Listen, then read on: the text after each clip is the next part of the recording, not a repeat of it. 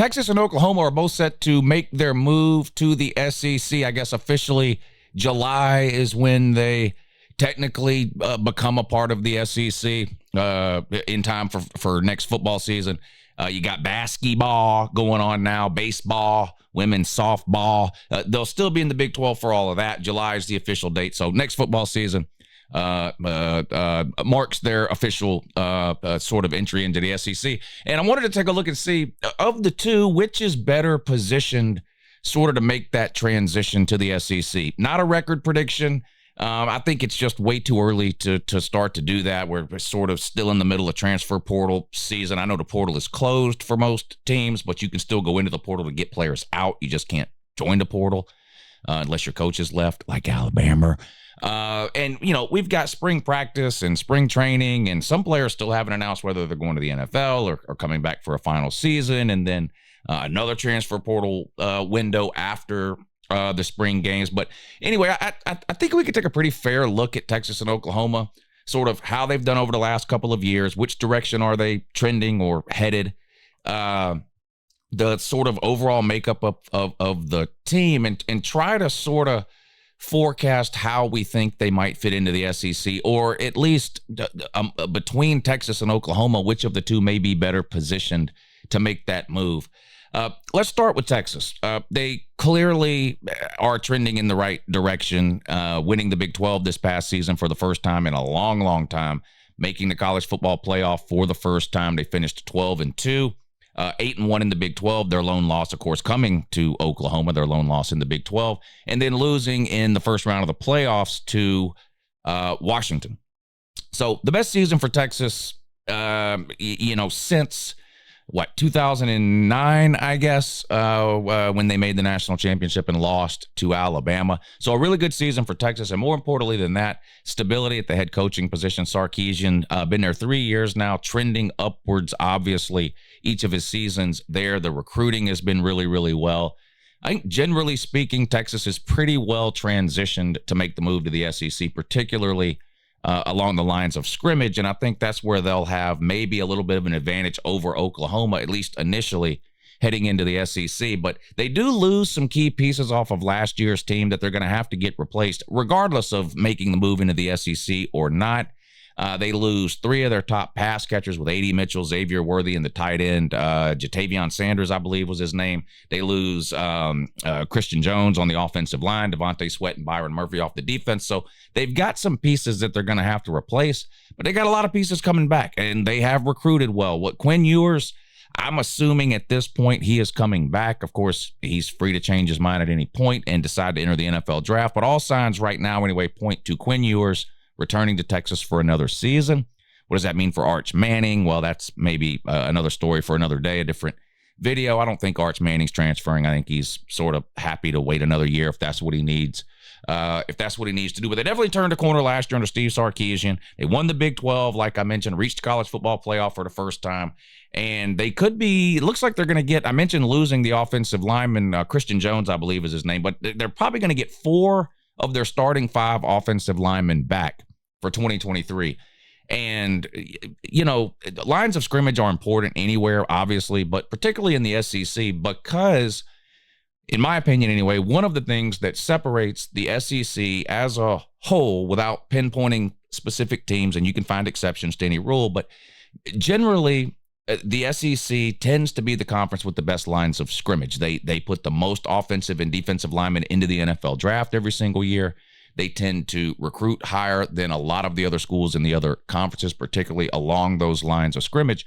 So I think this is important for both Texas and Oklahoma, the lines of scrimmage and how they will translate into the SEC. Now, Texas obviously had good lines of scrimmage last year. We saw them play Alabama early in the season, and defensively, they gave Alabama's offensive line all kinds of fits. Now, Alabama did get a little bit better as the season went along, but still, we saw them match up, and they matched up well enough with Alabama to beat them by 10 points on the road in Tuscaloosa. They do need to find replacements for some key players, particularly those 2 defensive guys that I mentioned, Sweat and Murphy. Those are 2 defensive line guys they had last year that they don't have this year. They're going to have to find viable replacements for those 2 Yes, the recruiting has been great, but until we see some players play, it's hard to be 100% confident in the replacement, especially when you're talking about, those two guys are going to get drafted, most likely, and been playing on Sundays. Losing A.D. Mitchell is a big deal. He is a big-time playmaker. He doesn't necessarily light up the stat sheet over the course of a season in terms of overwhelming numbers of catches or numbers of yards, but all A.D. Mitchell seems to do is catch big passes in big moments. He did it at Georgia, and then after transferring to Texas, he did it again there. They got to replace him. They got to replace the other wide receiver, Worthy, and that tight end, like I mentioned, all of which, again, will be playing in the NFL next season. When you look ahead to their schedule, and I'm going to do a complete schedule breakdown for all of the SEC teams. The SEC, in addition to adding Texas and Oklahoma to the league, is doing away with divisions, which means the scheduling has been turned completely on its head. The schedules going forward in the SEC are going to look nothing like what they have looked like the last 10 to 15 years, particularly since the additions of Missouri and Texas A&M about 11, 12 years ago. Whatever it's been now. But the Longhorns do have a road game early in the season at Michigan State. They play Oklahoma and Georgia in back-to-back weeks. Now, they do get Georgia at home. Oklahoma, of course, a neutral site game every single year at the State Fair or whatever it is. They close out the season on the road at Texas A&M. Again, I'm not going to go through the entire schedule, but like all the SEC teams, Texas is going to have some really tough games, both at home and on the road. You throw that neutral site matchup with Oklahoma in there, and you start to see the idea of 12-0. Really anywhere in the SEC it's going to become a lot harder to do for Texas as well. They didn't go 12-0 last year. They lost to Oklahoma, but I think Texas is pretty well positioned to enter getting 4 of the 5 starting offensive linemen back is a huge deal. My biggest concern for Texas heading into next season as it pertains to the SEC is going to be replacing those key parts along the defensive line. I think they'll be fine at quarterback with Ewers. They lose the running back too, but we'll see. He was the backup. The first guy got hurt. Was it Jonathan Brooks, whatever, played well. So I think they'll be okay skill position-wise, quarterback-wise, offensive-wise, really. They'll find a wide receiver, I think. You look at the way they've recruited. They signed I'm drawing a blank on his name now, but they signed the wide receiver they signed in this year's class. Wide receivers can play as true freshmen, in my opinion. I think they'll be okay offensively. They've got to figure out a couple of things along that defensive line, but overall, I think they're pretty well positioned to make that transition into the SEC next season. Now, let's look ahead to Oklahoma. Now, Oklahoma, under second-year head coach Brent Venables, record-wise, took a huge step forward. His first year there, they finished 6-7. This past season, of course, they finished 10-3. Now, the Oklahoma fans were a little bit disappointed because they were red hot early in the season. They were winning a lot of games by big margins. They had a big win over Texas. And then I don't want to say it fell apart, but they had a couple of kind of unexplainable losses, games they really shouldn't have lost. And if you just look at the record, there's nothing really to complain about. You go from 6 wins in Venables' first season in Norman to 10 wins in his second season. That's an obvious improvement, and I don't want to take anything away from that. It is an obvious improvement, and Oklahoma was clearly a better team in 2023 than they were in 2022. However, I have got serious concerns about Oklahoma where I really don't with Texas. Not that I don't have any concerns with Texas. I highlighted those earlier in the video, mainly the defensive line. Every team's got concerns heading into any season. But Oklahoma, to me, that defense is alarmingly bad. Now, I understand the struggles and problems Oklahoma had under Lincoln Riley and how happy the fans were to sort of get rid of him and move on to a more defensive-minded guy like Brent Venables. But where's the improvement defensively? I know the record got a lot better, increasing by 4 wins, but a lot of that can be traced to the offensive side of the ball. They scored over 40 points a game. Dylan Gabriel at quarterback had an unbelievable year. He was on the Heisman list in October. Now, those couple of losses that they caught kind of knocked him off that Heisman list. But if you go back and watch the Oklahoma-Texas game, Dylan Gabriel single-handedly won that game for Oklahoma. It's just an amazing game, and he had an amazing season. He's transferred out. Jackson Arnold is now going to be the starter, who was very highly recruited coming out of high school. Anybody would have taken him and, has a ton of potential. He did not look good in the bowl game. Now, I get it. It's a bowl game. It doesn't matter. It's an exhibition game. No one cares about the game. I understand that that's what we say when our team loses a bowl game. That, you go back to whatever the last big game Oklahoma won was, and it would be the opposite story. You'd see Oklahoma fans bragging about the win, but because Jackson Arnold did not play well, a turnover machine in that game, and they lost to Arizona, then of course the game doesn't matter. But the defense and the quarterback at Oklahoma are two huge question marks to me. And not that I don't think Jackson Arnold has a lot of talent, has a lot of ability, has a lot of potential, and can be really, really good. I think he can, but no one has seen it. What he did in high school is irrelevant at this point. We can all rattle off a list of highly rated quarterback recruits who had amazing stats or did amazing things in high school that ended up not doing well in college. So just because he did that does not automatically make him a winner at the college level. To me, what I saw him do in the bowl game is way more valuable than anything you can point to and tell me about what he did in high school or what he was rated out of high school or how highly recruited he was. Again, not saying that he can't be a good quarterback. Obviously, he can't. You don't get rated that high as a recruit without having a ton of talent, potential, things like that. But we have to go off of what we've seen. And at the college level for Jackson Arnold, in the one start he had in the bowl game with a couple of weeks to prepare, it was not good. Now, yes, players sit out. Yes, Oklahoma had some coaching changes. They lost their offensive coordinator, which somehow made the fans happy. I don't understand the mind of the Oklahoma fan. I talked about this all season long. I saw Oklahoma fans complaining all year long about their offense while their offense was busy scoring 40-plus points a game. And I saw them never say a word about the defense while it was clearly terrible. They ranked 80 or worse in almost every major defensive category on planet Earth. And this is under Brent Venables, a guy you brought in to specifically help rebuild that defense. The first year is a wash. No one holds that against you. You had terrible players left over from the Lincoln Riley era. And even the good players that you were able to bring in were playing in a first-year system or a new system with Brent Venables just taking over.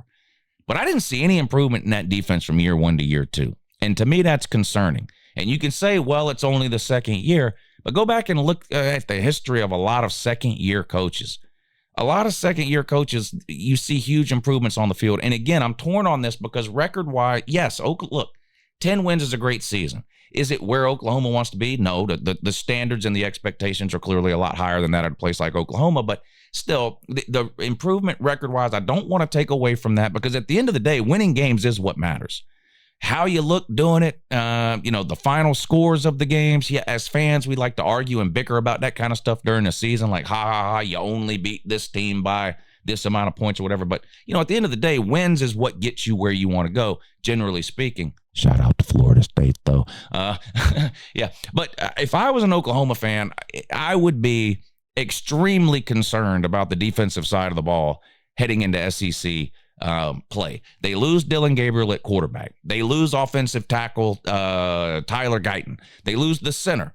They lose the other offensive tackle, Walter Rouse. They lose a guard. In other words, they're replacing basically their entire offensive line, which I feel like was a strong point for Oklahoma last year. It's almost about 3, 4 to 5 at least. 3 or 4 are going to have to be replaced. Defensive side of the ball, you're losing your nose tackle, Isaiah Coe. You lose Rondell Bothroyd or whatever so you lose a couple of pieces there. Drake Stoops and our buddy Nepotism, he's gone. Your leading wide receiver, you're going to have to find a way to replace him. There's a lot of big losses on this Oklahoma team, and while they have recruited well, it hasn't been at the level of a Texas, in my opinion. Feel free to prove me wrong if you want to. Now, defensive tackle David Stone comes in, running back Taylor Tatum. You got a tight end in Davin Mitchell. You got some offensive linemen to sort of hopefully will be a plug and play. Deion Burks at wide receiver. You've got some pieces that you're going to move into place there, but we got to see how they perform on Saturdays. I feel like there are way more question marks about Oklahoma heading into next season than there are Texas. This isn't a down Oklahoma thing. I think Oklahoma's probably a top 15 team next year. I think they will probably be in the top 15 of most preseason rankings. But again, the purpose of this video was to specifically compare Texas and Oklahoma as they get ready to enter the SEC. Obviously, they made good progress last year in Venables' second season from 6-7 to 10-3. They beat Texas 34-30. We all know that. But they're losing Dylan Gabriel, 2-year starter. The guy had over 6,000 yards, a ton of 70-something touchdowns. Losing that is a big loss. again, replacing it with an unknown. I've said what I need to say about Jackson Arnold. Ton of talent, ton of potential. Could have a great year. I haven't seen anything at the college level that leads me to believe that. He looked absolutely terrible in the bowl game. Now, he's got 8 months to get ready for another game. We'll see how he looks in the spring, but it was not good for Jackson Arnold in the bowl season. There's really no positive to take from that other than, well, at least he got a game's worth of experience, which is a big deal. Experience is the one thing you can only get in a game. I don't care how much you practice. I don't care how many repetitions you do. I don't know how much time you spend with your wide receivers outside of practice, sort of working on your own. Experience cannot be replicated in any practice environment. The only way to gain experience is to play. So in that respect, Jackson Arnold did get the 1 game's worth of experience. But 4 of the 5 starting offensive linemen are going to have to be replaced, along with the leading wide receiver, Stoops. So we'll see. Again, this is not to say that Oklahoma is going to be bad. It's not to say that, oh, my God, they're coming into the SEC, get ready to go 2-10 every year. That's not what this is. I've made my thoughts clear on Texas and Oklahoma entering the SEC in general. I think it's a perfect fit for the SEC. I think their 2 fan bases are exactly what the SEC is all about. Diehard, rabid fans. I think they're going to be good teams. I think right away when these 2 teams come in, they're in the upper half of the SEC. Again, generally speaking, I'm not talking about any 1 year here. I just mean where these programs would fall within the SEC right now. They're both in the upper half. In the case of Texas, they're top 2, 3, 4 program already, day 1 in the SEC. Oklahoma, I would say slightly outside of that. But again, obvious chance to move up there for Oklahoma. So I guess to answer my question, from the top of it, I feel like I'm out of breath here. I've been talking 100 miles an hour, but I think Texas and Oklahoma are both pretty well prepared to enter the SEC. I'm more confident in Texas' ability to have success immediately in the SEC than I am Oklahoma. Not to say that Oklahoma can't beat Vanderbilt. I'm not, or whatever other team. I think Oklahoma will be successful. Will they win 10 games year 1? I don't know. That's something as college football fans, especially in the SEC, maybe even now in the Big Ten, we kind of have to start to wrap our heads around the idea that, 10-2 might be a pretty good season. I think you're going to see far fewer 12-0 teams in an expanded SEC than what you've seen before. Not just because you're adding Texas and Oklahoma to the mix, but because the schedules have been turned upside down. 10-2 is going to be a pretty good season in the SEC. 11-1 is getting you into playoffs 100% guaranteed. And if you go 12-0, you've really done something. I think both teams are pretty well positioned to enter the SEC. I like Texas. Part of this is just Sarkisian's been there a year longer, right? So Texas is just sort of a year further down the road on the master plan or long-term plan or whatever you want to call it than Oklahoma is. I hope it didn't come off as a bash Oklahoma or a bash Venables thing. Again, this is just specifically comparing Texas and Oklahoma, and maybe which is better positioned right now to enter the SEC. And in my mind, that team is Texas. Anyway, appreciate you watching. Have a good morning.